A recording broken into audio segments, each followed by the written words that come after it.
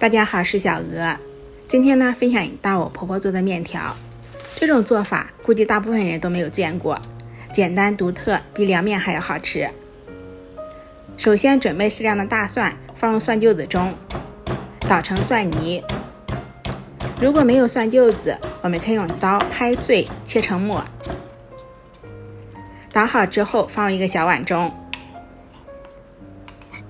加入鸡精、生抽、香油、陈醋、食用盐，然后放在一边备用。再准备半个西红柿，切成条状，几根小葱切成葱花，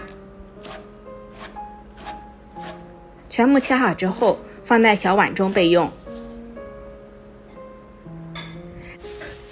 锅中加入适量的清水，水微开冒小泡泡时放入挂面。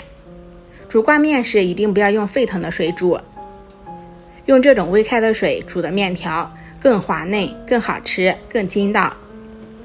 面条煮到没有白心时，再放入喜欢吃的青菜，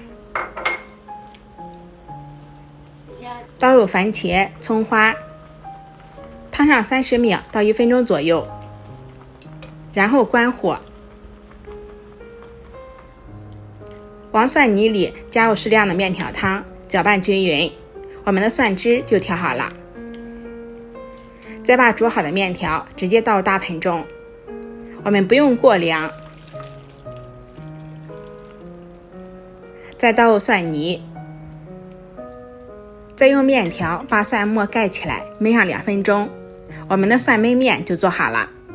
蒜焖面的灵魂就在于焖，一定要把蒜末的香味充分的焖出来。焖好之后搅拌均匀，就可以开吃啦。这样做的蒜焖面开胃又好吃，比凉面更加的简单过瘾。我一次可以吃上2小碗，真的非常的美味。爱吃面条的朋友一定要试一下哦。喜欢就收藏、点赞、关注、转发一下吧，感谢支持。